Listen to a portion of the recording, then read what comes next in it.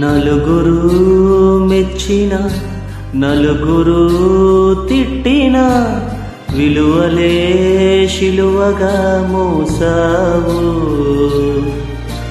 అందరూ సుఖపడే సంగమే కోరుతూ మందిలో మార్గమే వేశావు. బతికిన నాడు బాసటగా పోయిన నాడు ఊరటగా అభిమానం అనురాగం చాటేది.